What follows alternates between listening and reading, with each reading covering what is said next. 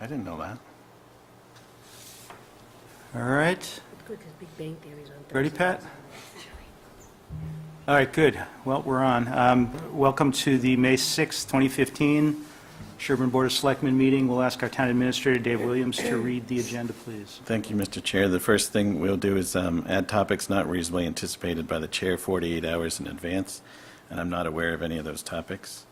And then a public comment period of 10 minutes, tops.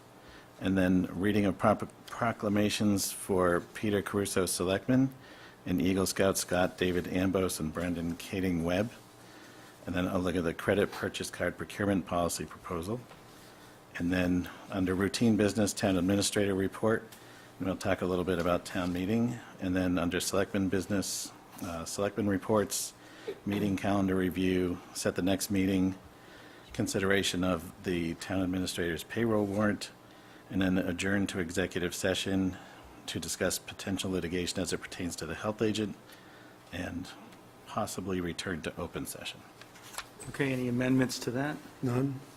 Yeah, I think we should take a minute and talk about some of the facts behind the ballot questions that are on the ballot for the upcoming election. Do you want to do that within selectmen reports, Paul? Sure. Okay, that's great. Good. Thanks for doing that. So do we have a second on that agenda? Second. Any further discussion? All in favor of the agenda? Okay, great. We're off to the races. Public comment, and we have Pat Cassell for the Farm Pond Advisory Committee. Pat is doing double duty today on the media as well here. They gotta be in two places at the same time. So she's our TV producer. Good. Right, okay. So I gave you the memo. Farm Pond Advisory Committee members are embarking on a campaign to generate awareness of how to protect Farm Pond, our most valuable resource. A few years ago, we designed an eye-catching T-shirt and would like your blessing to sell the shirts beginning this Saturday at the Arts and Crafts Fair. Proceeds from the sale will be deposited in the Farm Pond revolving fund account to be used for marketing. And this is the T-shirt, Very nice. and, It's a picture of the pond, Awesome. aerial view. right, It's excellent. and this is the front part. So everybody loves the green color. So- And Pat LeBlanc did the design, so. Excellent. So, is this okay for us to sell? Move I mean, approval. I kind of need, Okay, move. Second. Second, and just on discussion, just a question. When you say marketing, what are some of the things you're thinking about? just things like this, little, actually, you could probably strike that. It'll go into the Farm Pond revolving fund.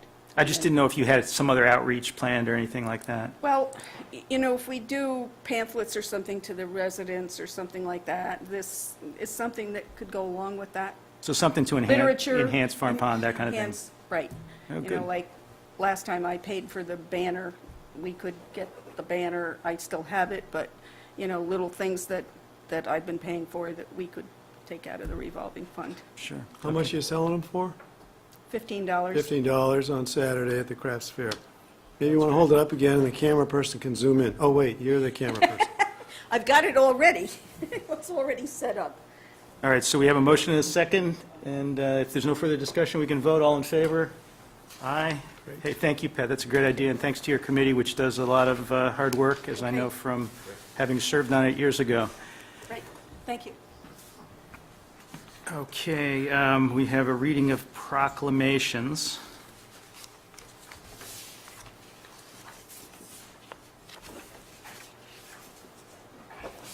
We should start with the Eagle Scout ones, or this one. Oh, I'll start with this one. This is a proclamation for a gentleman named Peter Caruso, who has been a resident of Sherborn since 1988 and has served on various boards and committees, such as the Advisory Committee from 2006 to 2010, Capital Budget Committee from 2007 to 2009, and has served on this board, Board of Selectmen, from 2012 to 2015, and also has served on the negotiating team for the school teacher contracts, and has paid close attention to the mechanics of educational budgeting and funding, And whereas Peter was instrumental in working with the police department regarding the implementation of the Pittman schedule and is responsible for bringing other post-employment benefits, OPEB, to the forefront of the town finance discussions. And whereas Peter's interest and savvy on town finances has continually improved the structure and organization of the town, especially when it comes to demonstrating ideas by hand with a marker and flip chart. Now, therefore, we, the selectmen of the town of Sherborn, on behalf of all its staff and citizens, express our high esteem and our appreciation and commendation for his meritorious service, in witness whereof we have caused the seal of the town to be affixed to this proclamation on this 6th day of May in the year 2015. By the Board of Selectmen, Michael Jaimo, Chairman, Paul Ardorensis, Vice Chairman. I think they assumed you were going to recuse yourself. from this. I will, yes. And, second, all in favor? Aye, and I hope... Thank you although kindly. Thank you very much. Appreciate it. Although you're leaving us, Peter, I hope you're not a stranger. No, I'm still very much a resident of Sherborn. Figure out a way to get so- involved again at some point. Yep, no, thank you very much. I Really do enjoyed want it. to thank you, Peter, and on behalf of myself and the entire community for countless hours that you put in here. I don't think people understand how many hours is involved in being a selectman, and you did it to the fullest extent of the job. Very impressive contribution to the community in terms of the financial aspects of the town, and on almost every aspect of the town. Your judgment has been good. You have been a pleasure to serve with. I feel honored and privileged to have had the opportunity to serve with you, and wish you the very, very best in all your future endeavors. Thank you. The feeling's mutual. I really enjoyed working with you gentlemen, and of course, the folks here in town. It's been great, so. And that was very well said, Paul, and I don't have anything to add to that. That expresses my feelings as well. So sign it, and let's get on with the You meeting. got to shall we? sign it. This will be the most watched episode, I think, of the Sherborn Yeah, Selectmen yeah, meetings. sure. Okay, the next proclamation we have, they're Eagle Scout proclamations. I don't know if these young men are here today or if we're just reading these. Just reading them. Okay, all right, they've got better things to do. I assume the weather's very nice out there. So, Paul, would you like to read one, and Peter, you can read one? I think they're identical, They are, yep. so why doesn't Peter? All right, well, I have a proclamation, Commonwealth of Massachusetts, Town of Sherborn, a proclamation. And what we're talking about is Brendan Kading Webb, who built a rain garden at the junction of the pathways leading down to Farm Pond Beach.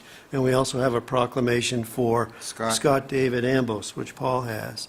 And Scott constructed 5 bog bridges in the Rocky Narrows Reservation to allow use and preservation of trails that frequently experience saturation and flooding.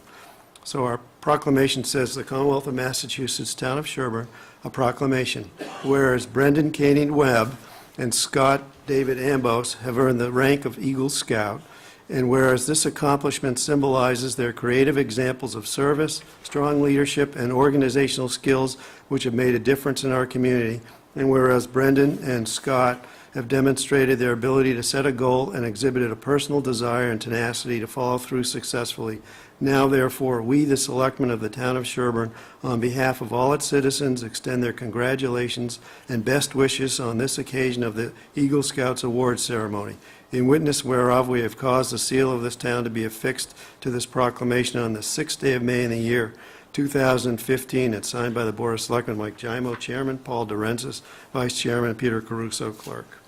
So moved. Second. All in favor? Aye. That's great. Right, terrific. For a small town, we seem to have a lot of people who achieve Eagle Scout. This is Yeah, it's It's really, quite a incredible. tribute Quite to a the tribute. program. Yeah, Really tribute to is. the program and to And a to lot of the hard work of... it's in the water, I think. Something in the water. I'd like to make an announcement that we're recording, audio recording of the meeting. Why? Because we have to make an announcement. I think I got to sign that one, Mike. Oh, I'm sorry. Well, I was asking really who? I mean, are we, the government is recording? Our office, yes. We have been recording each meeting since we lost a video recording, so it's a backup. It's a backup. Yeah. Yeah.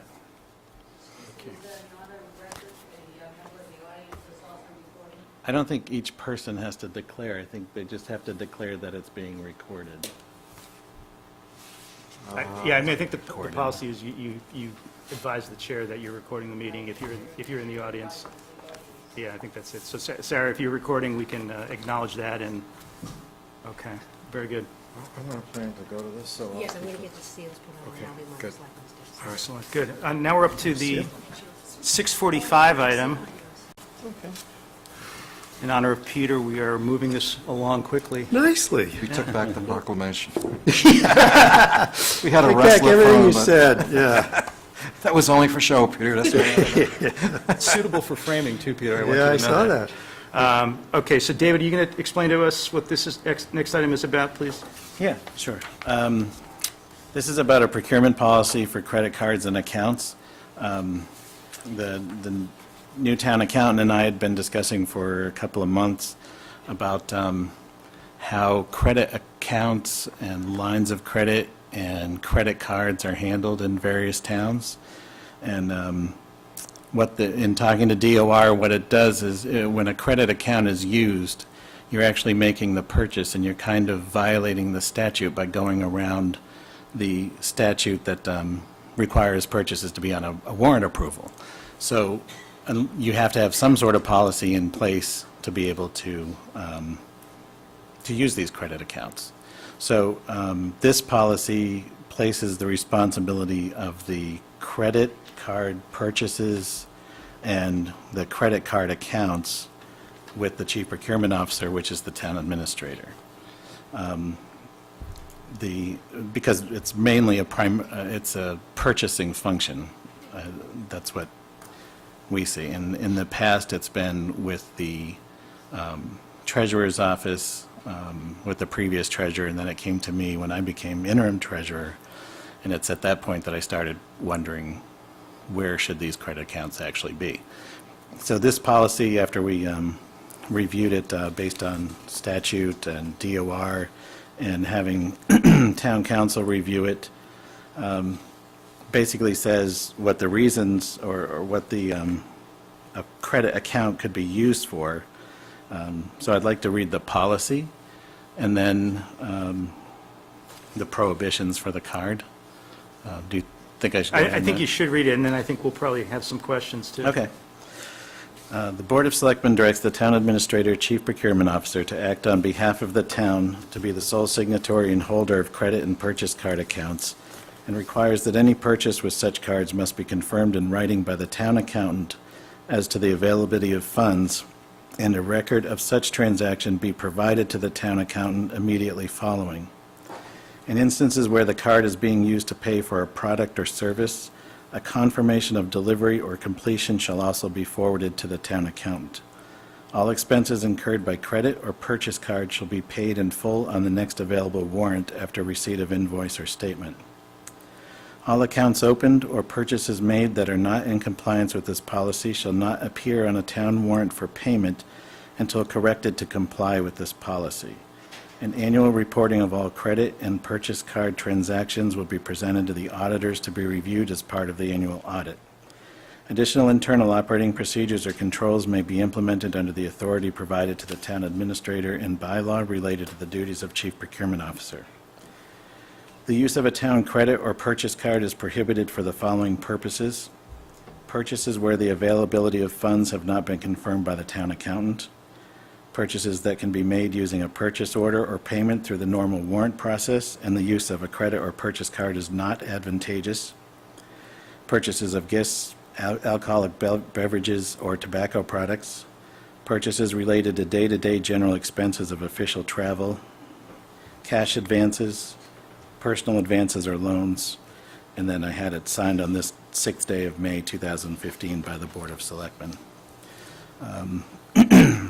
Currently, the plan would be, if the Board of Selectmen votes to pass this, to send out an informative memo to all the department heads asking them to disclose the existing accounts that they have and start reviewing the credit accounts that are sitting out there.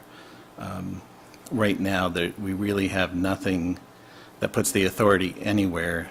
So you could have an employee or a department head go out with the town's tax ID number to a bank and open up a line of credit, or they could open up a credit card. And that's what we're trying to get a grip on.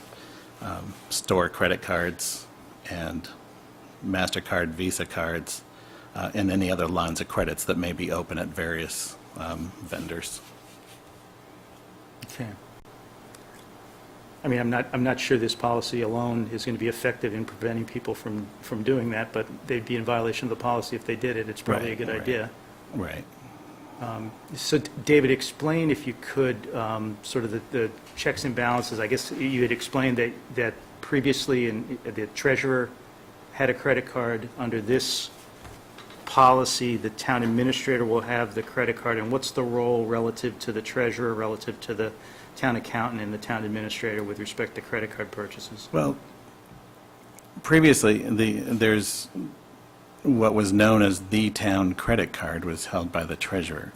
But we also know that there are other existing credit cards that are sitting out there that had been opened, say for like Staples, and a department has gone out and opened a Staples line of credit. Those transactions, the invoices would come directly to that department, and then they would submit that invoice for payment. And there was really no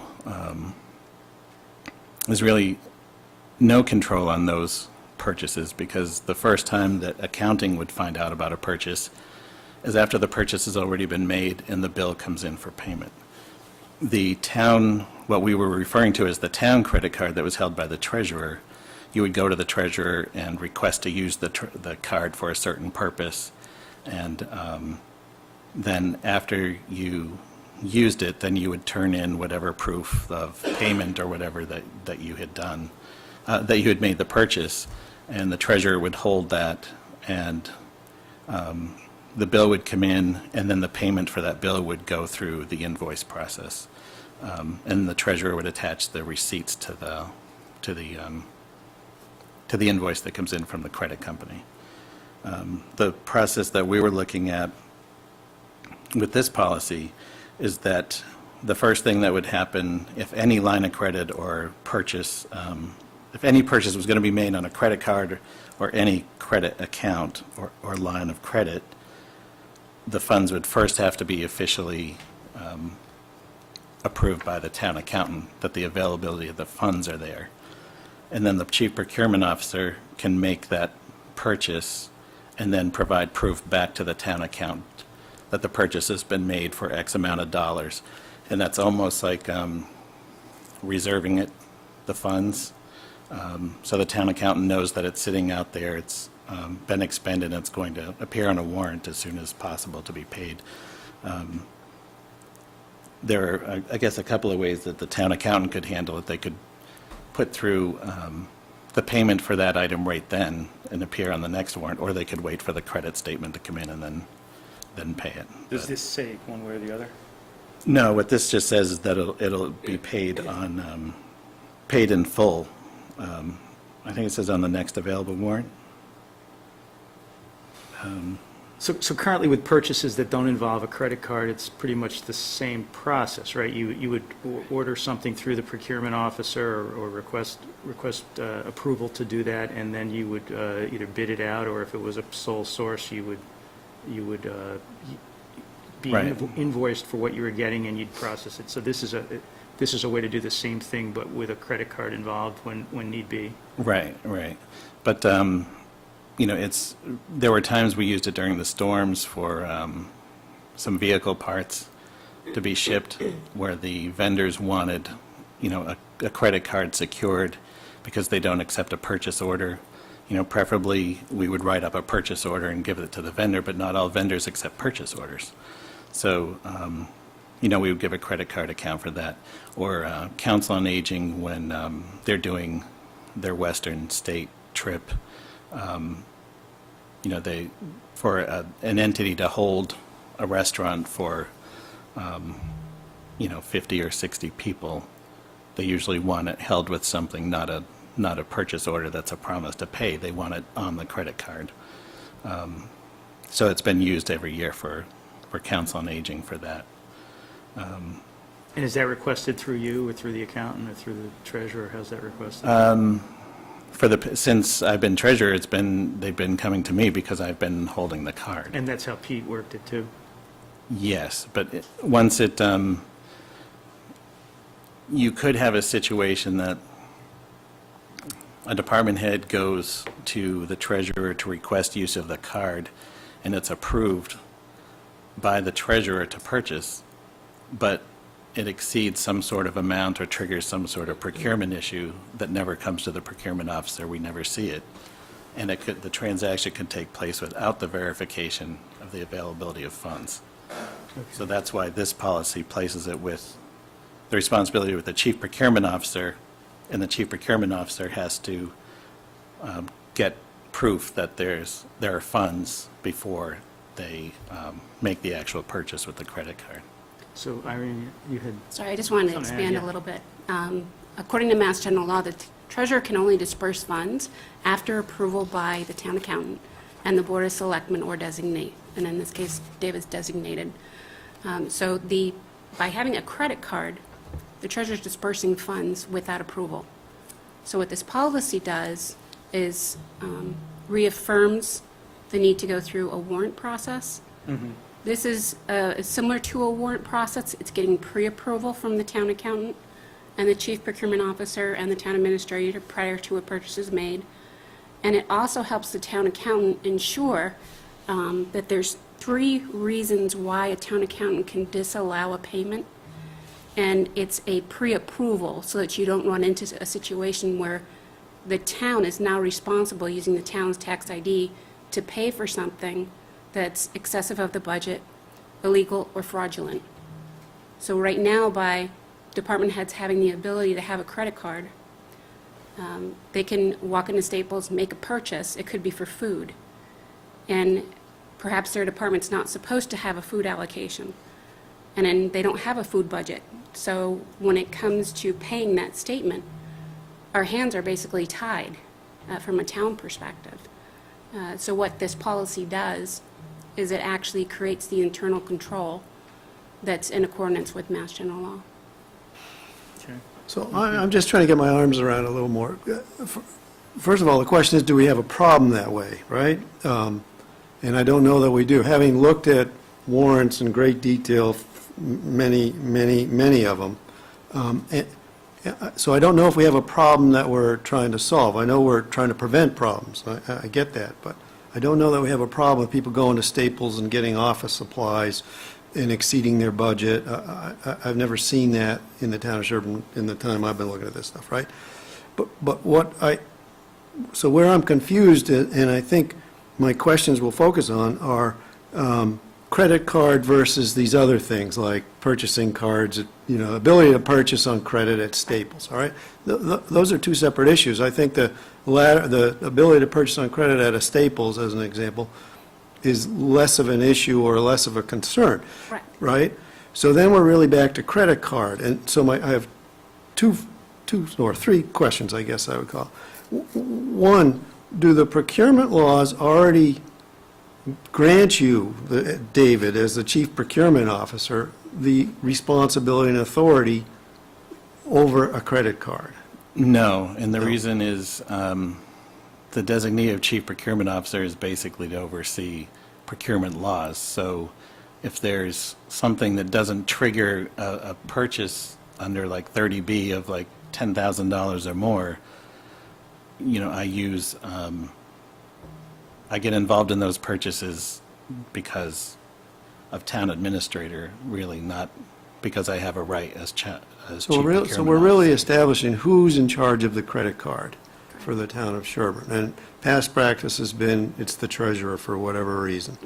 And because of all of the things you're describing here in terms of funds available and so forth, and what Mass General laws say before things can be paid, these are the good reasons that, Irene, I think you just described, and overall you've described why it should be. But here's the thing, is for practical purposes, here's the other thing, is the ability to have, the way I read this, if we approve this policy, only the chief procurement officer would be the one with the credit card.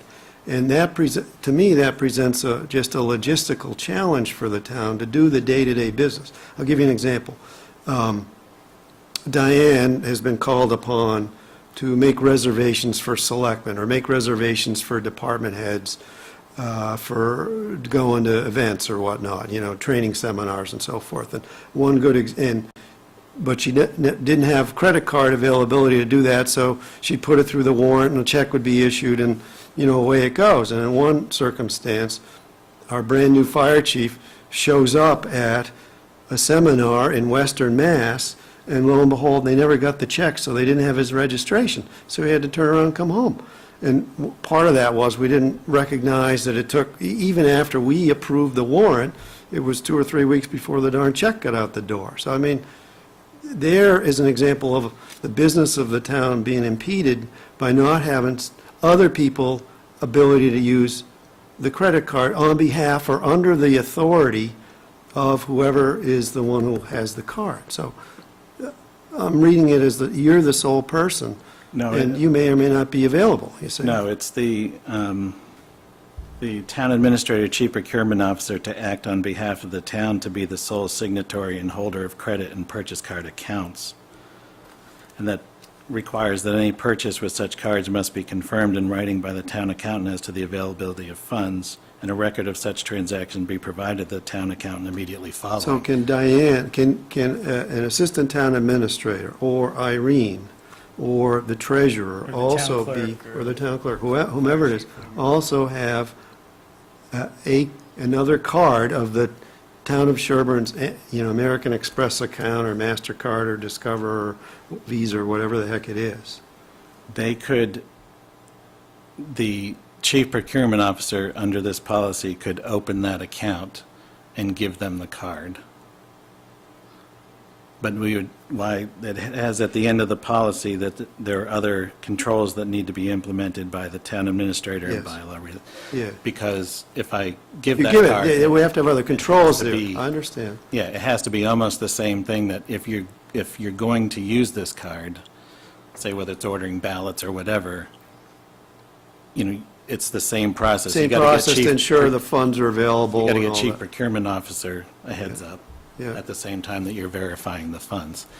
But right now, there's nothing, while people viewed the treasurer as having the town credit card, there was nothing that designated that credit card to be with the treasurer. No, I understand that, Nor yeah. any of the other accounts that are sitting out there with CM&D or other departments. So are there other credit cards out there right now? There are, to my knowledge, yes. I just don't know how many. And we don't see them on the bills, or we don't get the bill, so they must be hardly used, if ever. And I'm not talking Staples, I'm talking, No, Discover, you pick it. they've Visa. gone through. I mean, they're not, they're store cards, they're store purchase cards. All right, that's Or credit, that's not different. Yeah, yeah, yeah, MasterCard, yeah, Visa yeah, cards. Yeah, okay. I'm But really- I don't know who authorized them. I mean, they're Yeah. self-authorized as far as I know. This is Tyler. Yes, Susan Taylor. Well, that was part of my question. How many credit cards are out there?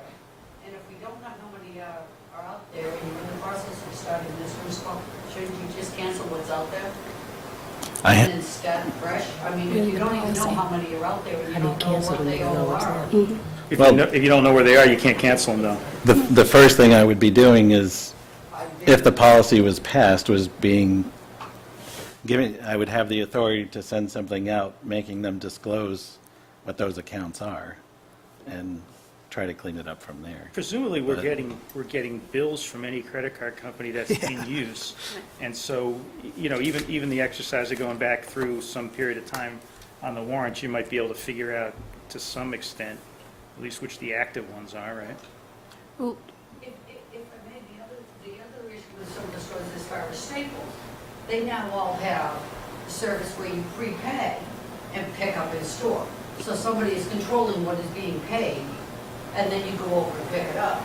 So there can be one central person, if you feel that you can't wait for it to be shipped, one person in the town hall can still pay for it, and then you go and pick it up. I know David has been trying and thinking about some type of a consolidated process for procuring the kinds of things that various offices all get, but I don't know how much progress we've made with that so far. No, because David? the issue also comes down to the reimbursement of mileage for the employee to go over and purchase and pick up the item.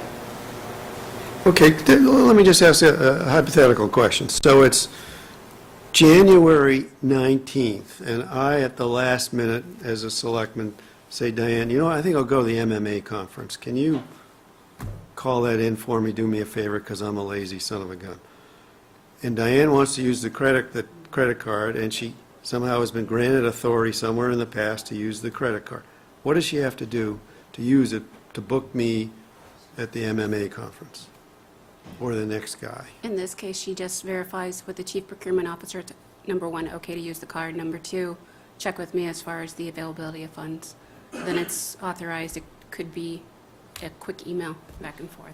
I think that would fall under purchases that can be made using a purchase order or payment through the normal warrant process, and the use of a credit or purchase card is not advantageous, so, You just No, turned I down just your- described that, so I just got dinged. no, no, I'm no, but I'm saying, going MMA. because of the not planning in time and going through the warrant process, it's advantageous to the town to use the credit Oh, card yes, at that yes. point to make your reservation that wasn't done. Gotcha, right. The first thing we would do in that example, though, would be call MMA and say, look, We got Peter's gonna last be minute there. Louis here, yeah, yeah. either bill us or we're going to be putting it through, and normally that takes care of it with them. And I guess your bigger question is, what if David's out of the office that week, Yes. he's on vacation? Right. Or Irene can't be found to verify she's on vacation. So Now what? what do you do? And I mean, that's just a control question. Well, under this part where you can, I have the authority as chief procurement officer to designate a deputy chief procurement officer. Okay.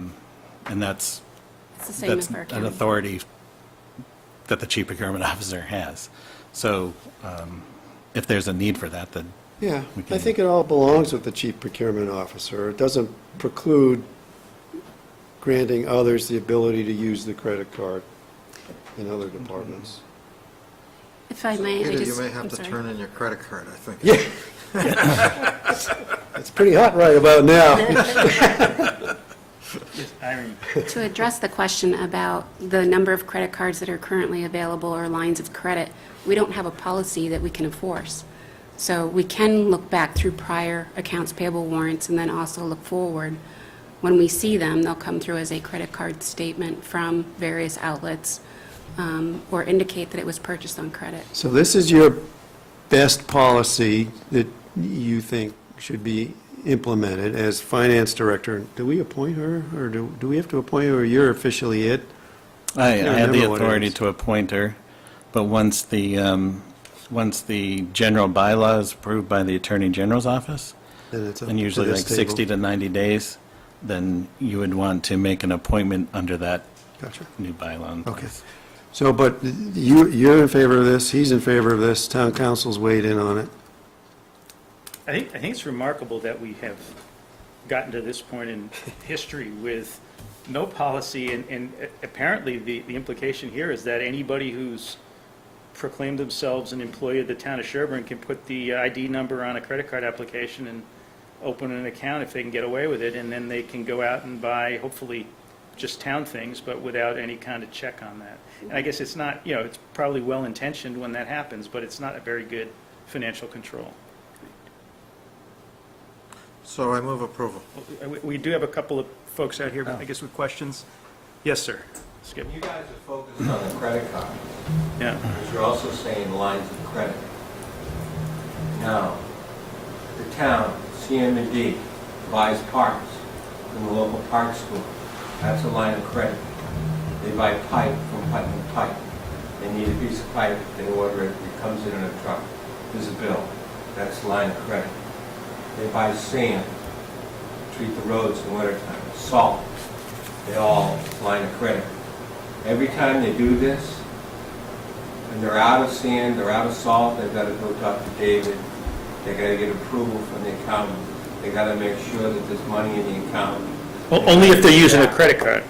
Well, no, you're saying lines of credit. This too. is credit and purchase card. No, it would cover lines of credit, but for example, the salt is a big ticket item that's under a state contract that he orders it and then they send us a bill. Yeah, but Yeah. that's a line of credit. Yeah, but he would not, I'm no, just using that's not a your line of word. credit, that's just a purchase, because it's under the state contract. It's a line of credit you have with the salt company, the sand company. Right, but, They're giving you the town of Sherborn a line of credit. That's what you guys keep saying, is a In line. that It's not an circumstance, open though, line of if credit, we don't though. have the It's- money, it's- they don't get paid, right? Right. If they supply salt and they don't know that we have the money, they don't get paid.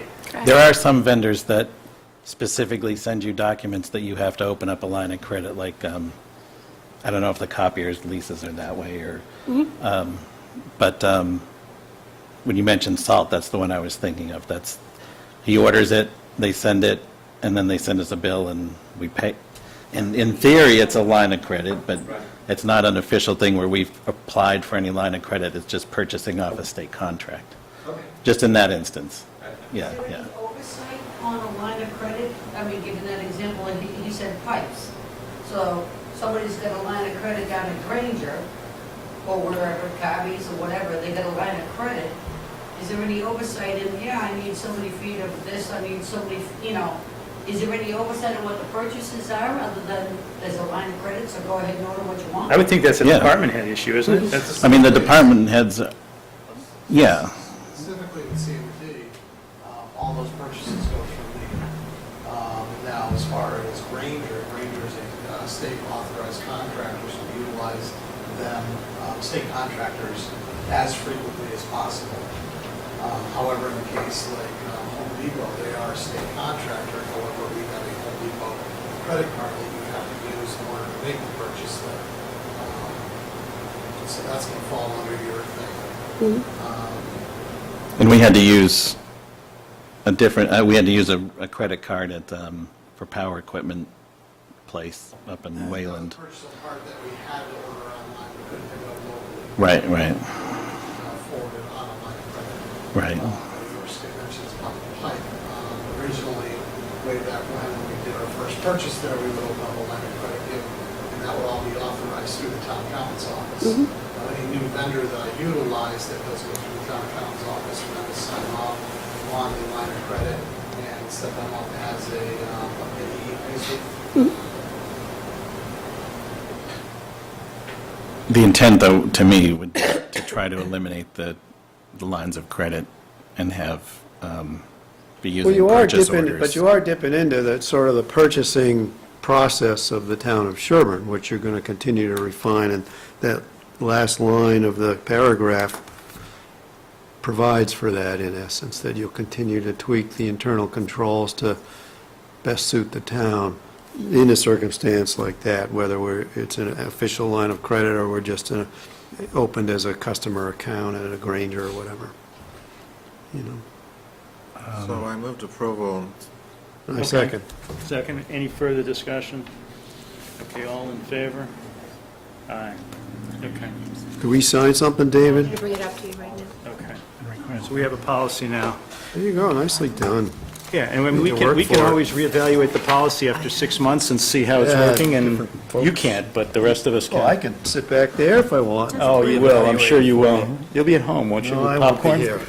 Also, the purchase will be on Peter's old town of Sherborn credit card. Yeah, We'll keep a seat warm for you, right? yeah. You'll be buying a lot of It's all industrial right, the idea is, Credit cards and credit accounts. Okay. Just for the record, I have no town of Sherborn credit card, so to the How do extent we- that nobody knows where they are, they're not here. How do we know? I'm telling, I'll take your word. Okay, so now we're under town administrator report, I think.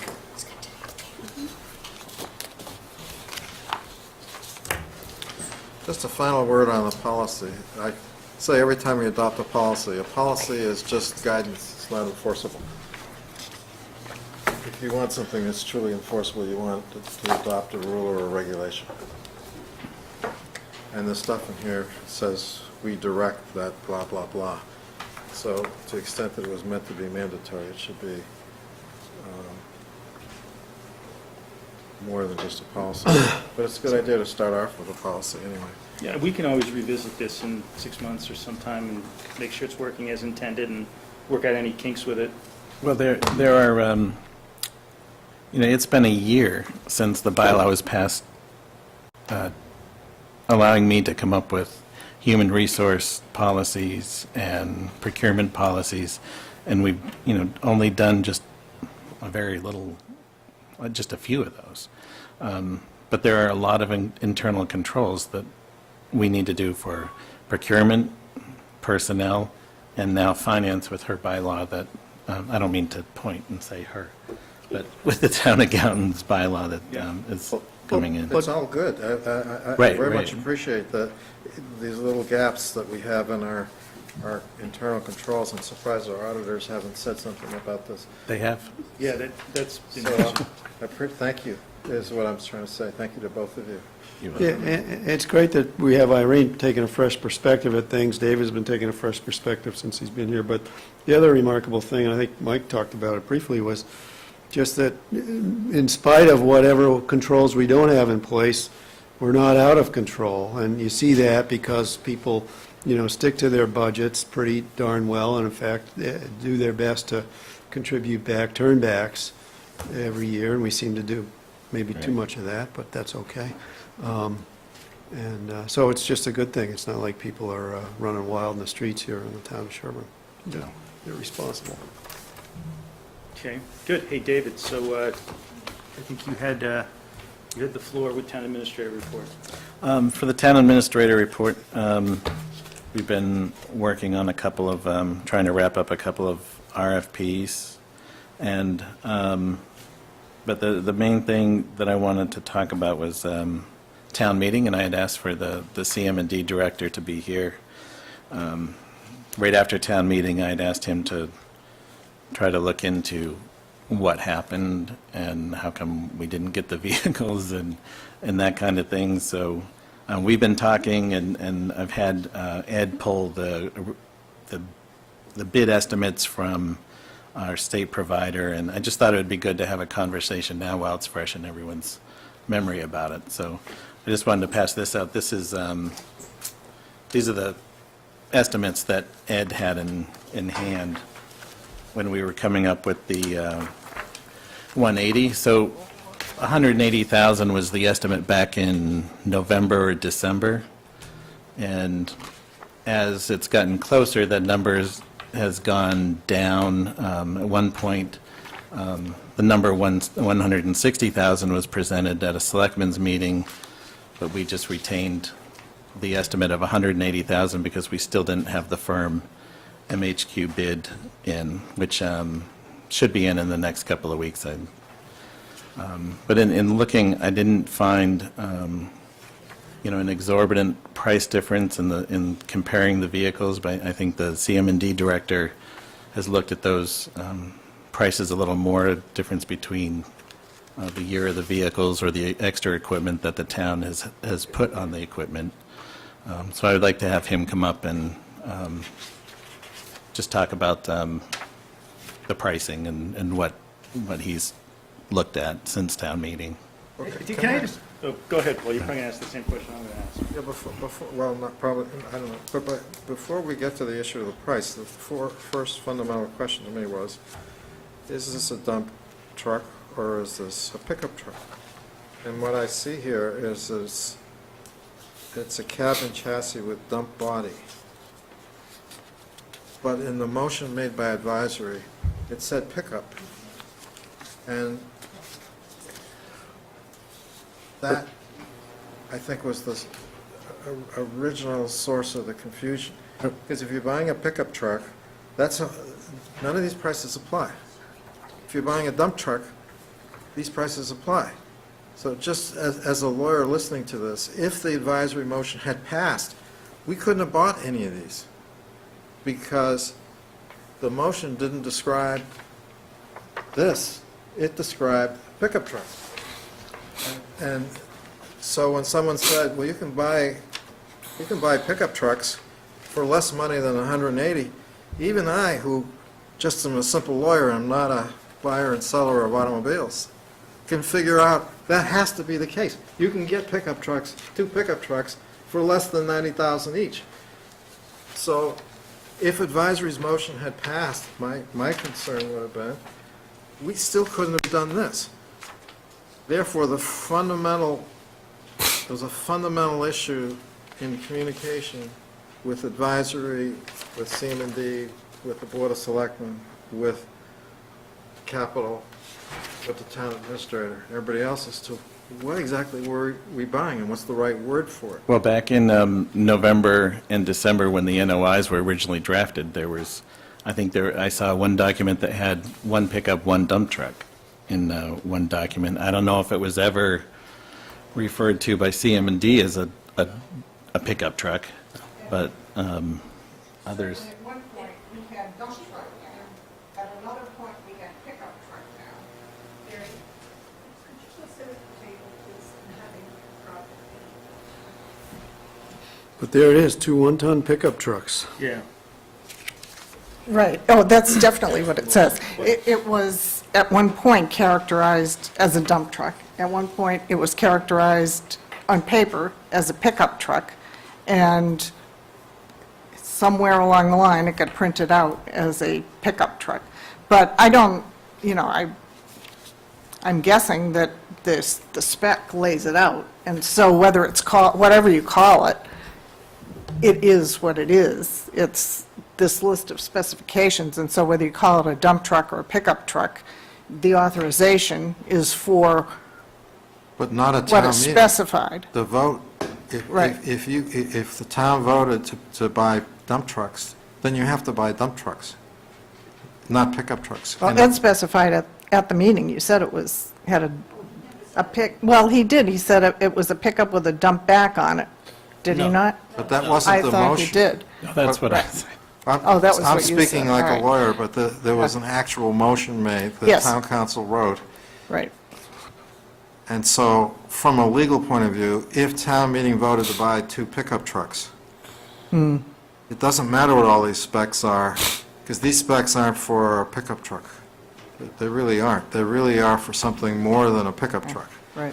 So if I were at the town council and someone went out, let's say the vote passed, and someone went out and came back with 2 dump trucks, I wouldn't allow the town to borrow the money to pay for that, because town meeting didn't vote that.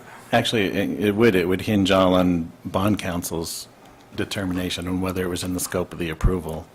Yeah, that's I haven't been in that situation where there's a difference in the vernacular or of. Right. So I mean, I think we're trying to rehash town meeting a little bit, but what I'm more interested in is where do we go from here, and what do we do with the fact that we said we needed 2 pickup trucks or dump trucks or whatever we needed 2 of, and we don't have them, and we're not going to have them for at least another year.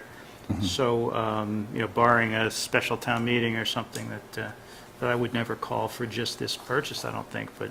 Right. So what do we do? Where are we? What's the game plan? How do you Band-Aid over this? Right, these were replacing 2 vehicles that are existing on the road, and I'll let the CM&D. It won't have any impact on our operation of the services we provide.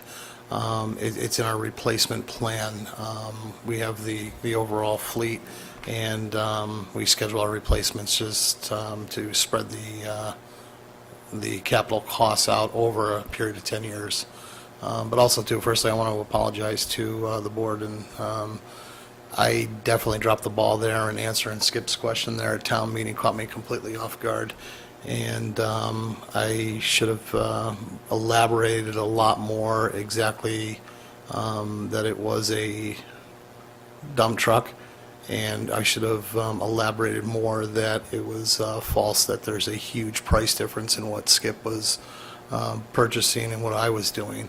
I believe in here, in the time I've been in Sherborn, I've had a good track record of saving costs in the fleet and combining and disposing of vehicles. This vehicle would have been purchased off the state bid. The state bid price is for Fords and related equipment. I don't have the ability to go out and to a car lot and just say, give me this vehicle. I have to go through the bid process. And I've chosen to go through the state bid for Fords because we have a fleet of Fords. We have Ford fuel filters. We have a computer system to work on these vehicles. If I was to go out to a bid, I'd have to do a generic spec, and then it's a toss-up. Do I get a Dodge? Do I get a Chevy? And I can't chance that given our fleet. And if you do compare the state bid price when it does come out in a couple weeks to currently what's on the lot, I think you'll find that they're within $2,000. And that cost is negligible when you add in the cost of putting together a bid spec, advertising, and awarding. Thank you for what you just said. I think that clears a lot of the air. But let me go back to the issue that this isn't going to affect your operations, because as I read these specs, they both have snowplow packages. Yes. And that, to me, in my mind, takes me to snowplowing. And we had a horrendous winter, and we lost a dump truck with a fire. Don't we need these two snowplows out on the road in a major storm? We do need them on the road. They're currently in the road. However, these vehicles, when I say they're up for replacement, is they've reached a 10-year lifespan, and this is the point in time that I can expect to start to have problems. So no, in a perfect world, yes, I'd be getting two new ones. They'd be ready for hopefully next winter. But it is not going to impact our current operation. The 1-tons are used on a couple of our smaller routes, and I believe one of these was a backup vehicle. So I don't believe it'll impact our snow operation right now. The bigger vehicle, however, I do need to get that replaced as soon as possible. We're waiting for the insurance company to settle on a replacement cost number. The first number they threw at me I wasn't happy with, and I threw it back to them to rework it a little bit. And when you say bigger vehicle, that's the one that burst into flames? That's the big six-wheeler, yes. But under the general laws, if the insurance proceeds are less than $20,000, you can go ahead and buy a vehicle. If they're more than $20,000, you have to have a town meeting vote to buy a new vehicle. So even if we get the insurance proceeds, we're going to be short a vehicle for a year.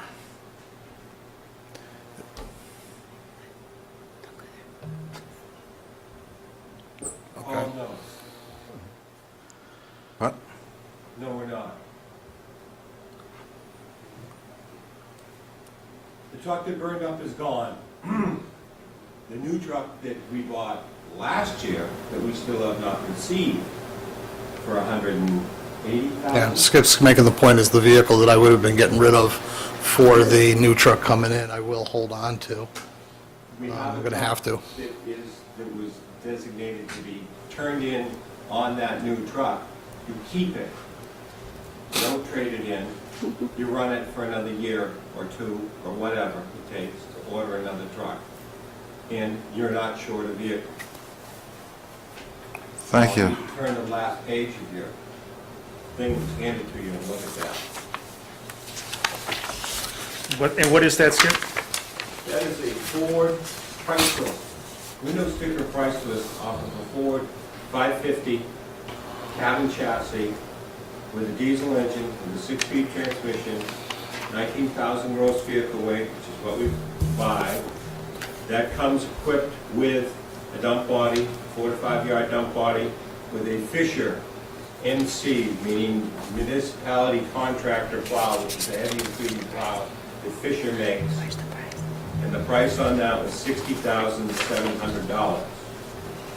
They can do that with the central hydraulic system, which the town likes to buy, but I find a waste of money, for another $8,000. Or they can go and purchase it with a gas motor for $7,000 less, and that's $60,700. And that was my point at town meeting. We're talking a lot less money, and yes, this has to go through the bid procedure, but if you spec this, there's only 2 manufacturers that will even come close to it at 19,500 gross vehicle weight, and that's either Ford or Dodge, both of which build good vehicles. The Dodge comes with a Cummins diesel. It's a good engine. And I'm a diehard Ford guy, so, you know, I mean, I agree with Ed's point, he has a Ford fleet, he has Ford tools, he has Ford filters, he has, that's what he's used to working on, it would be preferable to stay there. But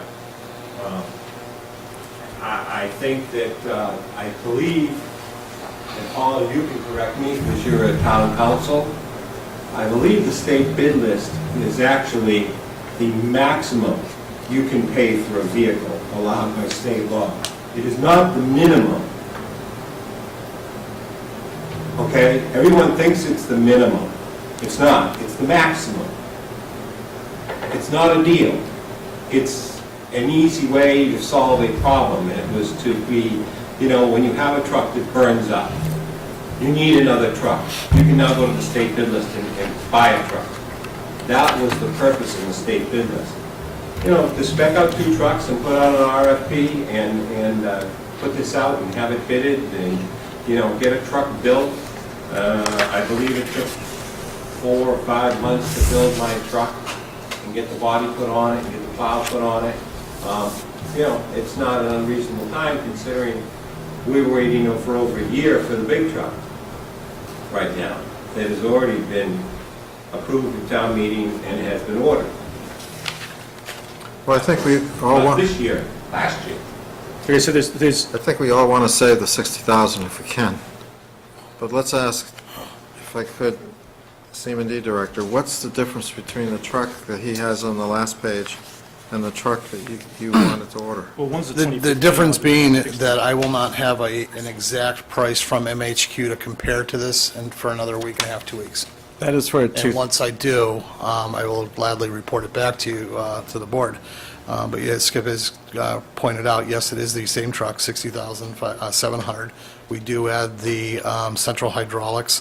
I'd have to go again back to the state bid list to see exactly what we pay for it. But we also add a tonneau cover. We also add on, we have to paint it green. We can't get it in our color green to match our fleet. We also add in a DOT lighting system. We also add in a Motorola radio system, and then we also have truck lettering. We also have a, did this include a pintle and tow hooks? I believe it And the does. back I believe welded? it includes the cover, the paint. The only thing with the extra is the radio system and the extra blinky lights that you want, but those, neither one of those are expensive, and the lettering is basically it. Yeah, lettering is about 300. The DOT lighting system's 1,200. The radio system is about 1,100. And the paint is another. Well, radios coming out of the old trucks. We do, but we have a mixture of old, we've been trying to upgrade to the newer Motorola's for better clarity, as good as you can get on our band, which is horrible to begin with. But I will not have a price to compare to his base model vehicle price for another couple of weeks. But does the model year change? Is there a higher price for the 2016 than the 2015? They'll probably go up, yes. Yeah, they usually typically go. I mean, your bid's lower. of 16 years is you bought a 15, it looks like. This is the priceless stuff of the 2015. Yeah. So we need to And go Ed's bid specifies it's a 16, I guess. we need to go to last Somebody's year's. handwritten that anyway. That's me.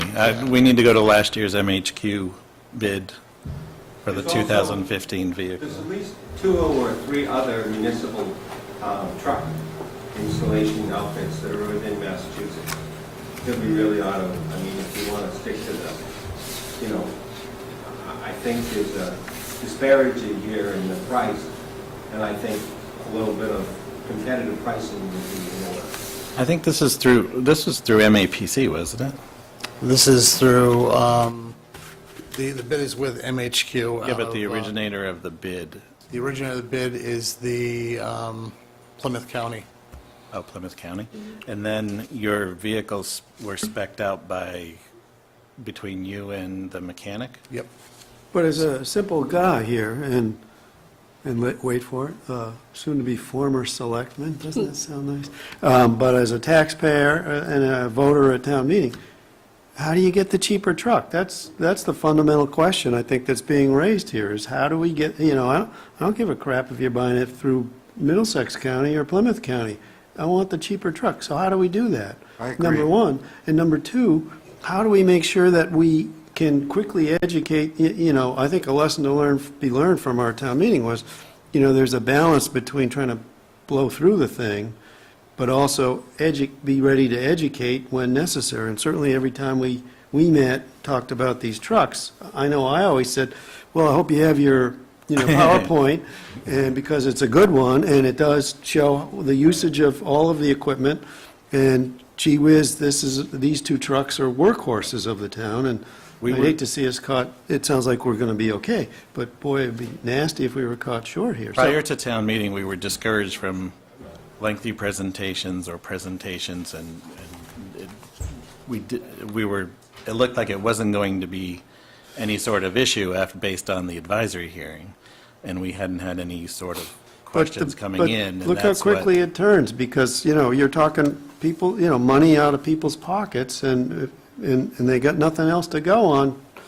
There's a 60 grand difference. Right. This got through every layer of review, though, Peter. I And Skip was understand right that. to raise this. I understand that. As he did, based on information he had acquired, but. But we had no This response. got through about, We had no response. 3-4 months of review by multiple bodies, and that issue never came up. In the future, I'm not going to, we will have all staff in one corner, and we will do all the presentations and take up the time that we feel. Well, I'm not suggesting that. No, no, I no, think no, we need that's, to be- we have to do that. I think it's Because we important. can't risk being burned like that again.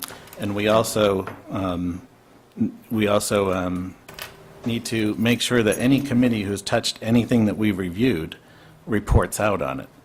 That capital budget stands up and says, we reviewed this on X date, and we voted 2-1 in favor of this project, or we voted 0-3.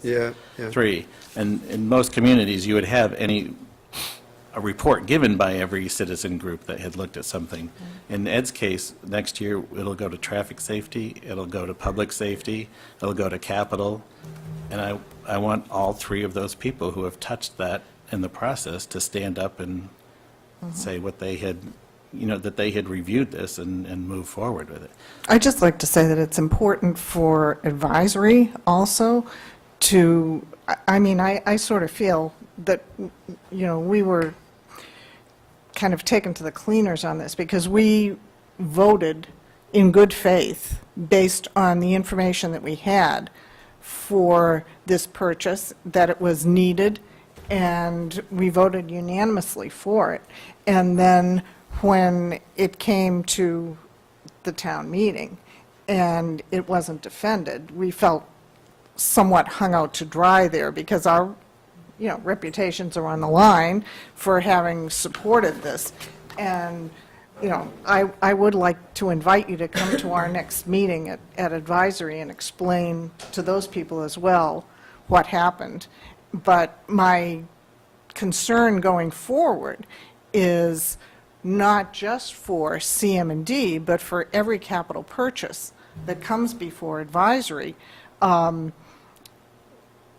the future, how detailed a proposal, how down line by line does everything come to us? And it's a lot, because there is capital budget, but we also approve school purchases, we approve fire department, we approve police vehicles, we approve CM&D. There are other major purchases that advisory is asked to comment on, and to not just comment on, but to vote on. And now going forward, this becomes a bigger issue for us because of this. I kind of take offense to taking to the cleaners. No one's being taken to the Well, cleaners hung here. out to dry, This has been That's through a different than state the bid. cleaners, that's the clothesline. Yeah, this has been through this is a state bid contract. Right, but That every other municipality, every other public works, Rick's police cruisers are purchased off this contract. that's right, except that all you said was we had it, Yes, we and brought off and the- This is, I- again, revisiting this is not going to, No, it's not but going to I help mean, anything. we feel that we needed to have an explanation there for what we voted This on. this purchase would have been off that state contract, and that is completely a accepted throughout Massachusetts and purchasing off this contract. Right, except that you don't have it yet, Yeah, right? but so here's a couple points. One is we did have a big purchase the year before, which was a fire truck, and if I remember right, I think it was Neil McPherson made that presentation. Right. And the discussion about cost boiled down to, we're not going to pay a penny more Right. than we need to for this truck, and that's one of the things that got it through town meeting. And so the number budgeted was a contingency number, Right. and the truck came in, as I understand it, somewhat under that number, Right. but it was a good estimate. Nobody made that point at this Right. year's town Th- meeting. and None of that's us, important. And nobody on that's why- advisory, Right. David didn't, and Ed didn't, and nobody in the audience did. That the vote was for Up to. up to a particular number. And I think everybody in town would expect that between the procurement officer and the department head, if you had information like Skip had given you and you saw a differential like that, you would do whatever you could to try to achieve some of that differential or all of that differential, rather than just relying on the list, the usual list. I mean, if there's some creativity or effort that goes into getting a price that's that much better, I know you would do that, Ed, and I know David would do that. So that's really, to me, that was a shame at town meeting, because that was the point that wasn't made, that should have been made. I mean, we've traditionally used this same thing. I didn't see this until, I don't know, the next day. I think you dropped it off or something. I made a phone call and had this faxed to me by 11:30 the next morning. Okay. Yeah, but I mean, I didn't see it till you brought it in. No, I didn't, usually I follow the advisory and go to the meetings, but this year I've just been too busy doing other things, and We missed you, though, because this would have, And up until, Well, been sorted out. I pain and ask all these questions. no, because this could Well, have I been mean, sorted out. No, I mean, not also- faulting you, but you got a great response from that comment, so I think you would have solved the problem. If It's just, there is some adjustments here, I mean, up and down, other things and inputs on the trucks, but, I really think we need to get away from the state bid list. And stop using that as a tool to make purchases. I think we need to go back to the process of write spec, put out an RFP, and put it out to the dealers and get them to bid on it. And I mean, with the computers today, it's a whoop, out in an email, send it to 5 dealers, whoop, back again, figure out which one's the cheapest. And that's not how it works, but we can come It could in. work that way, because it used to work that way. It cannot work that way. It's against, So we need to pay $60,000 more for 2 trucks? no, I don't We're not believe we're paying paying $60,000 more. more. I'm still not convinced that we're not going to end up within a couple of grand once the numbers actually Could come I out. interject here? Could I I, can guarantee you. No, but I'm saying, if it is, then Gentlemen? my job, Gentlemen, could I suggest that rather than arguing about all of this, that first, I, for one, very much appreciate that Skip brought us to our attention that we could save money, because I want to save money, and I think everybody in this town wants to save money, and nobody wants to spend a dime more. So thank you, Skip, for bringing that to our attention. The second thing is, I want to reiterate what Mike said.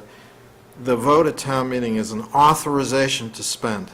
We don't ever have to spend a dime if the selectmen don't want to spend that money. And if you had brought that up after town meeting, that there was money that could have been saved, we would not have spent the wrong amount. We would have spent the right amount. That's what Mike was trying to say. This is only authorization to go up to that amount if we needed to. The third point is that that town meeting is history. And we're looking at next town meeting. And next town meeting, presumably, Ed, you need 2 trucks and maybe 3 trucks, whatever it is. And for next year, there's a couple of lessons. We've heard advisories say, you've got to have a presentation ready for town meeting and be able to do it. Whenever a question comes up, you got to be able to show a slide, you need to be able to have that ready. The second point I think that everybody is making is that the pricing needs to be more than something just pulled off the state list. We need to have, maybe like the two of you could work a little bit together on these trucks before next town meeting, so that Skip can sit there and say, I've already given my input, because maybe you called him and asked him for it. Actually, I did. Prior to this, prior to going to with the 550, I gave Skip a call, and I discussed his experience with the F-650s, and he recommended against it. And after our conversation, he convinced me to not go that route.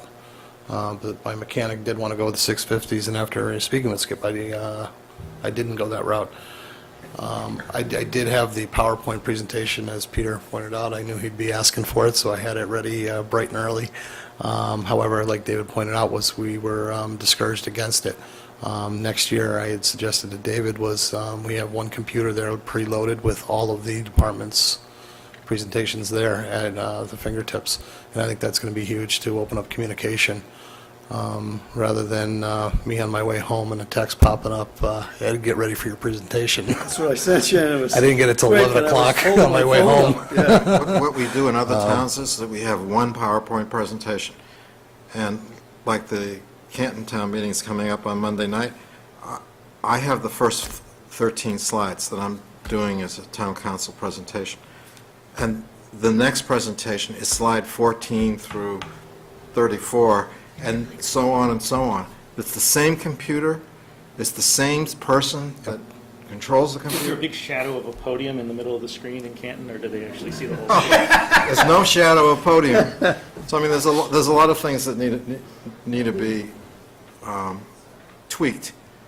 But all that said, we're going to need to buy these trucks, and we want to get the best price possible, and it looks like more homework should be done for the next coming town meeting. And it looks like running it through more eyes is going to help. And so next year, we will go to the voters with the needs that we have. I'm particularly concerned about snow plowing, because after that horrendous winter, I want to be sure we've got the equipment to keep the streets clean for public safety reasons, if nothing else. Well, the other thing is, and I share Mary's pain, having been on advisory, as others have. You know, you're asked to make decisions on things that you know nothing about, and you don't even know the questions to ask about them. And so you cannot be the expert. You depend upon the experts in-house to guide you with the right information so that you can make a good decision. And in this case, you probably feel like, well, geez, we could have asked more questions. Maybe, you but know, I mean, maybe. when Ed presented to us, it all made sense. Yeah. I Yeah, mean, I agree. you know, I agree. it didn't, the other thing that I don't know if I should say this, but it was kind of appalling to me that the town flipped so, quickly and with so little thought. I think that was Once- just a tribute to Skip's once persuasive Skip abilities. said that, I mean, They all know I'm cheap. well, Lift. well, They've I mean, already been going that way into the town meeting. oh, I don't think so. I mean, we had no, at our hearing, we didn't have any pushback on it from anyone. And, I think everyone expected that it was going to pass. But then, one person speaking up. That's what town meeting is. It I mean, is that's what the- it's about, but it's a little scary. So we got a couple, Democratic process in there. I we got a know. couple comments, so Susan Tyler and then Chuck Young. Yeah, I have a quick question on this. The two quote sheets from MHQ, on the second page of each one of them, it says that the estimate within 2,500 was the residence cost on the commercial. I think that looks like David's writing, maybe. What was that, David? And then if you do the math and you add those two up, minus the 2,500 for each additional, you still, it's 166,000. If you want to add in the 2,500, which I don't know what that is for each of these, you're still only 171,000. And I don't understand, Ed, you just said that you're going to put tonneau covers?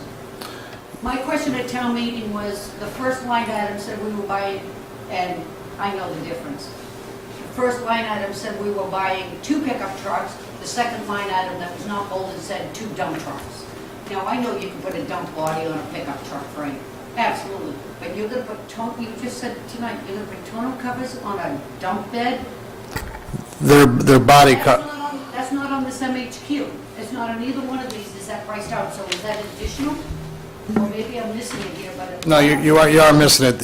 Number one, you're missing the price here. This was a budget price that they gave us because they haven't come out with the bid numbers yet, But I don't see it. okay? This is the kind of stuff we ought to be doing probably offline before the next town meeting, and I was going to suggest also that Ed, you and David and Skip and Susan, whoever else wants to be involved in this process, you not wait until just before the next town meeting. If there happens to be, and I don't know why there would be, but if there happens to be a special town meeting, for example, in the fall, we should try to get this on it. So I would say, try to move this through so you have the information ready to go when you need it, or at least, ready to go for next town meeting.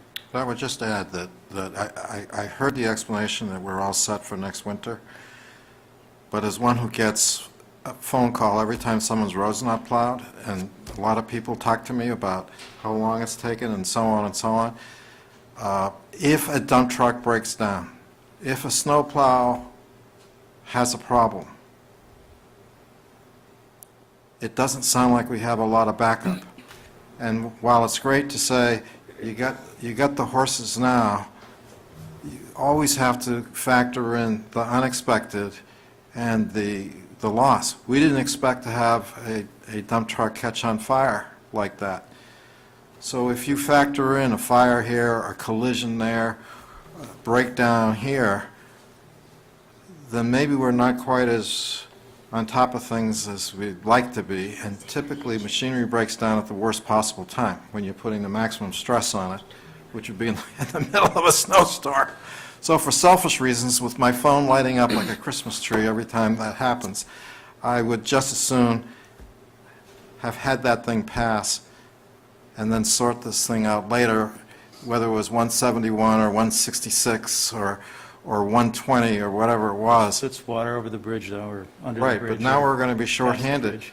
So I'd suggest that you have a backup plan, and the backup plan would be have some more contractors standing by so that if we are shorthanded, you can, and if a piece of, not shorthanded, but if a piece of equipment does go down and we don't have the ability to replace it immediately, that you can call on some more contractors and get them at the Easier time. said than done. Yeah, there's a fine line of how much backup I can keep in my shed and how much backup the town is willing to afford to store trucks that we're not going to utilize. In a perfect world, yes, I would have 3 or 4 backups that I could just let and say these are just snowplow trucks. And however, I don't have the budget, and I don't think the town is willing to go that far. Just for your information and for the public's education, we advertised 4 times last year for snowplow contractors. We also upped the rates. And the people I got are the ones I have. We actually had more contractors this year than we've had probably in the past 3 years. So the door is always open. We keep advertising to get in as many as we possibly can in bigger trucks than what we end up with. However, the state and Boston just sucks all the good guys. They pay triple what we're paying, and that's where all the heavy-duty trucks go. Okay. Chuck, you had a comment. Yeah, I think the board's right to focus on the process of going forward. And looking at all the members of the advisory committee here, my recollection when I was on advisory quite a while ago, when we had major, I can't remember if it was a fire truck or a big dump truck, and we were buying it off the state bid list, they'd gone out and gotten a quote from other sources to compare the two. Peter, was that true when you were on advisory? I don't recall that That taking advisory went out place. and got Yeah, it? no, advisory didn't. The No, department did. Oh, Yeah, yeah, no, I don't recall The that. department would go out, it's just a thought, I mean, the state, right, yeah, it doesn't make sense for smaller pieces of equipment for. right. I think that's fine. I mean, advisory can't go out and get quotes on things. But it does, it makes it, I think it makes it difficult for people to, we want to be sure that people trust advisory going forward, that they feel that we're approving legitimate requests for equipment and expenses at, reasonable prices. Well, I think everybody assumed that that was the right decision, and then some questions were raised. I mean, that's Yeah. democracy. All right, let's do last comment. Skip. I was just curious, question to Ed, how many employees do you have now down there? 9. And how many plow trucks do you have that could be fielded on a snowstorm? You're killing me. I believe when we have everything out with the driver, I believe we have 2 spare. 2 spares? 2 spare vehicles, 2 spare employees. 2 spare vehicles. 2 spare vehicles, so we have... A 10 1-ton in the old basin truck, So we have 10 plow trucks, 11, 11 plow trucks, yes. okay. I know you're probably going to correct me tomorrow when I go through and count tomorrow. I'm not going to correct you right now, I think it's like 15, close to 15. Okay, do you want an exact number right now or off the? Well, either way, I think it gets to Paul's point of, we want to have enough capacity. It sounds like we've got maybe enough capacity. Almost double. Oh, that's great, thank you. That's quite reassuring. Reassuring to the public that we will have enough trucks next winter to cover the roads. You heard it here. It's finding the drivers to sit in them. Yeah. You've just committed to that, Paul. Thank you. I'm Well, driving. relying, and one way to help Ed out would be for you guys to help him raise his rates, and he'd have more drivers and more commercial people out there plowing. We did Well, take that's a budget initiative thing. this year, Yeah. and we did increase the rates to match. I said, what did I say? I'd go $1 over Dover? So I'll give you my experience with the town of Sherborn. I plowed numerous years for the town of Sherborn. The last year I plowed, my company made a grand total of $100 the entire winter. Right? Plowing is not plowing's a blood sport, okay? What it does to the vehicles, you're paying for your own cartridges, you're paying for your own fuel, you're paying the drivers outrageous rates because you get them up at 2 o'clock in the morning and tell them to go work for 24 hours straight. You want more help, raise the rates, help that out. We have 13 vehicles with plows, plus a loader that does not have a plow, and a backhoe that can double as a plow if needed. I hate, you know what? That's 15, isn't it? I think we've exhausted this 14. topic, I think, unless anybody Yeah, else has no, something I- else to- I hate to leave it out there that the assumption is that we were going to pay $60,000 more for vehicles. There was an authorization that was being requested in when I said in this sheet about being within 2,500 in the end of the residence cost on this vehicles looks about 69,000. Ed's most recent estimates from MHQ are around 80. And when I take the 69 and I add in the extra things, I think we're going to be $2,000 or $2,500 And that- difference between that price for the 2016 under the under the MHQ, and what this was for the 2015 off the commercial lot. You know what we should do? the- Let's get a real number and let's get it before October or sometime like that. And when You don't have Skip, to deal with it anyway. right, when Skip brought it forward, I have an obligation to check even the historical, what we've done with those bids, to see if, maybe Plymouth County isn't the one that we should be using. I don't think so. If we can get the lowest price, putting something out to bid, then we should be doing that.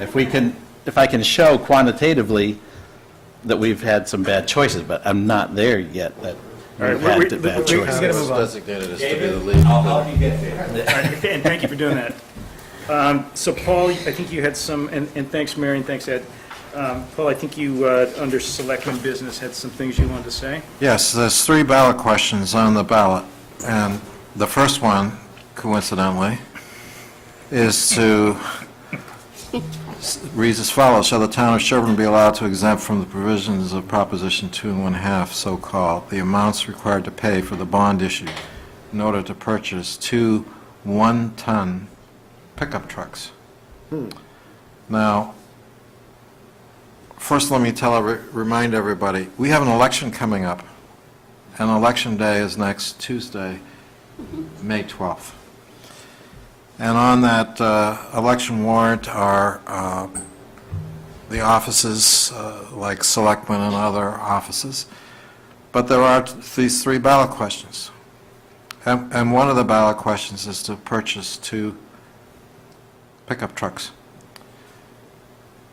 That question is essentially moot at this point because town meeting did not appropriate the money to authorize a bond to buy pickup trucks. So even though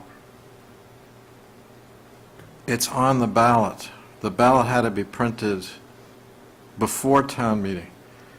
And so the selectmen, like advisory, had to go on the information that we had at the time we issued the warrant. And because we had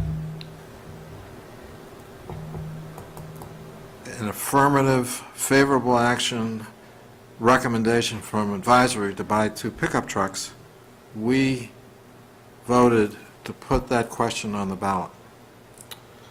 So essentially, you can skip that question when you're voting. That leaves... No pun intended. Maybe it was intended. That leaves 2 other questions.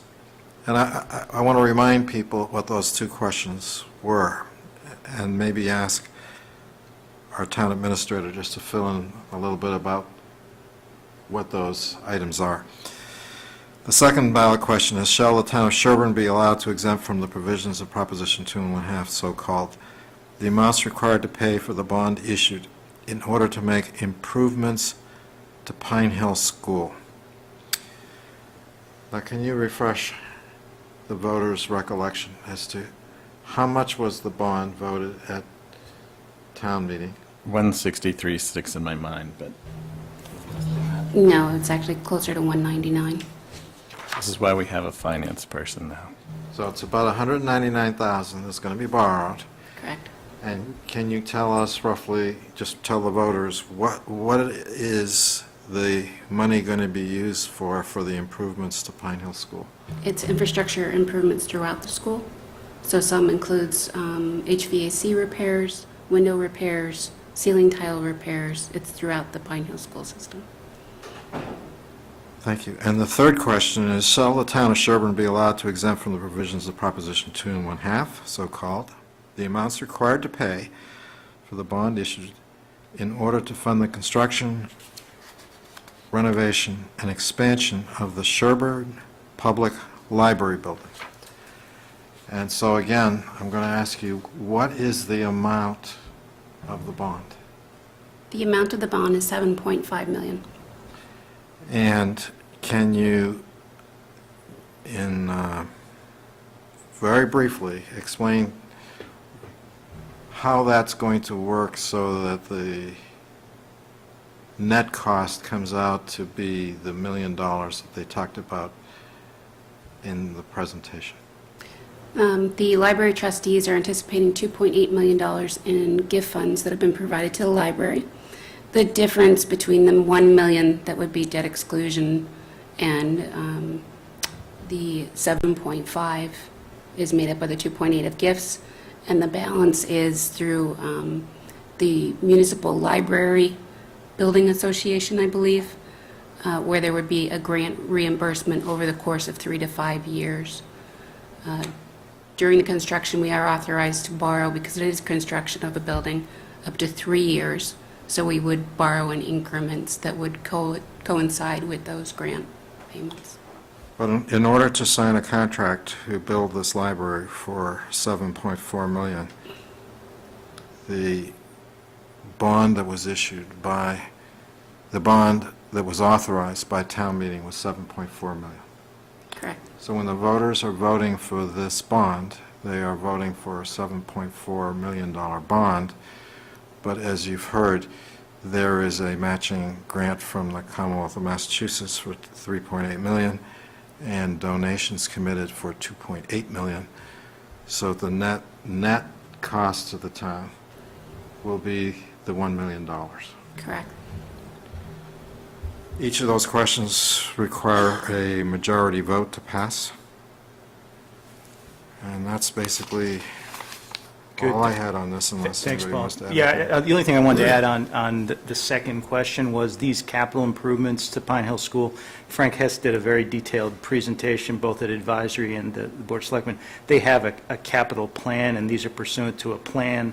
And so this is, they've done a good job of figuring out what needs to be done over what period of time and addressing this year the things that they thought were appropriately addressed at this point in time. So it's part of a bigger program, just like the regional school capital plan, and that's a good practice.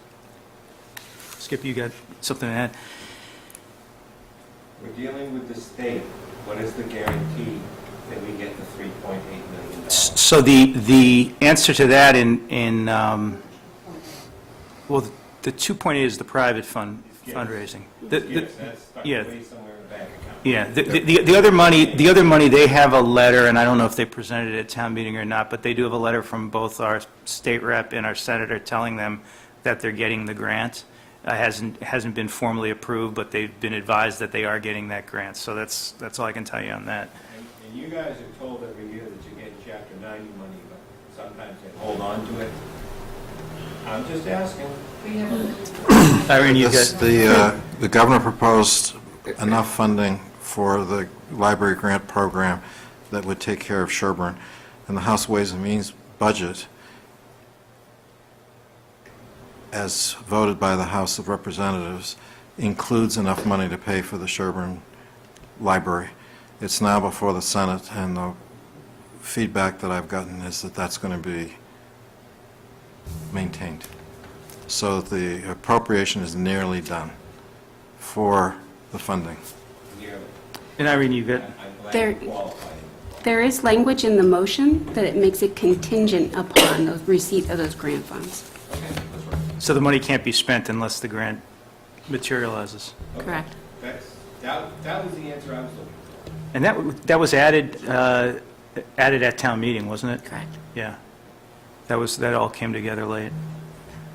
Okay, good. Mr. Caruso, the floor is yours. Any selectmen report? I do have one thing. I applied back in February to be the director of what's the 495 Metro West Partnership, which is basically a collaboration of municipalities and business. And here I am in Metro West, and I was active in municipal government as well as I happen to have a business. So, geez, maybe I could be a voice of reason or something, a voice of something on this committee. So I recently found out that I was appointed a director. I informed them that I'm not going to be a selectman much longer, but I'm still appointed for a 2-year term or whatever it is. That's great. So I will continue to represent the town as well as other interests in trying to make the world a better place. Oh, fantastic. So that's what I have to report. But otherwise, no, I have nothing, no words of wisdom except this is great. I've enjoyed working with everybody. And I think the board will be great going forward. It's amazing that this town has volunteers that step up and put in so much time. It's an expertise. It's great. Okay. We have now on the agenda, do we need to consider the town administrator's warrant? So moved. I already signed it. Second. Okay, all in favor of that? Aye, all right. That's the pay warrant. And now do we have the motion for executive session, Diane, in here someplace? Do you want to set the next meeting? The next meeting, I believe, is the 20th of May at 3 PM, and the reason for the strange start time is we didn't want to miss an initial meeting with the full 5-person board, and we worked it around so that everybody's schedule worked, and that was the first date and time we could come up with that worked for. I think after that, we'll have a more regular meeting schedule, but it didn't make, at least to me, it didn't make sense to hold off another week on having the first meeting. And of course, if anybody's watching this who's running for office, don't forget to be sworn in after you're elected.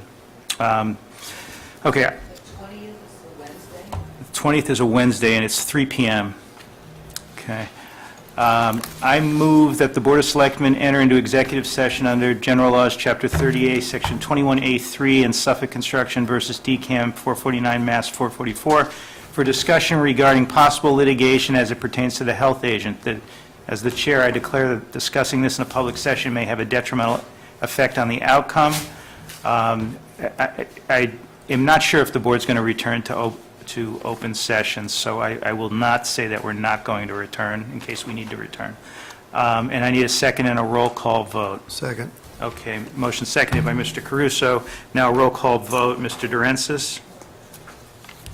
But before I vote, you just blew a fastball by me that was, we are returning to public session? Well, only if we decide on something at the executive session that we But you have to say, choose you to come back. are. So I would say we are returning to executive session. I mean, We are returning. returning to open session. It may not be substantive, we may just adjourn when we return, but we're going to return. Okay. Yep. That's, just want to clarify. Yeah, thanks. So with that That was clarification, not I clear. vote aye. Okay. Mr. Caruso? Aye. And I'll vote aye. Having passed by a vote of 3-0, the open session is now suspended, and we're in executive session. Yeah.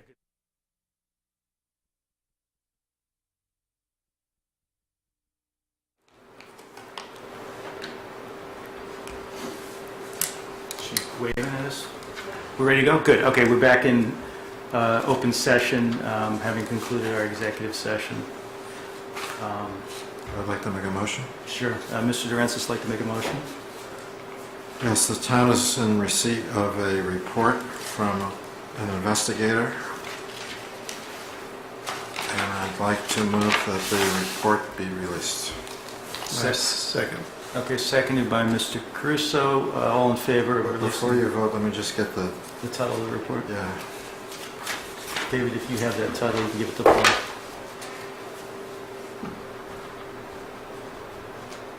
it's entitled Review of Assertions Made by Robert Murchison Concerning Board of Health Agent Mark Oram and Envirotech Consultants.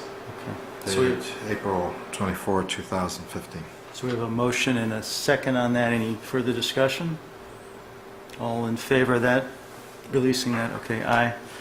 And then we had, we have another motion on the checks? I would move to release the checks that we've been holding for some period of time. I don't know the amount of them off the top of my head. And I would second that. And Is there anything else to? I don't know if the number's in this memo here. The number's not in this memo. Approximately $23,000.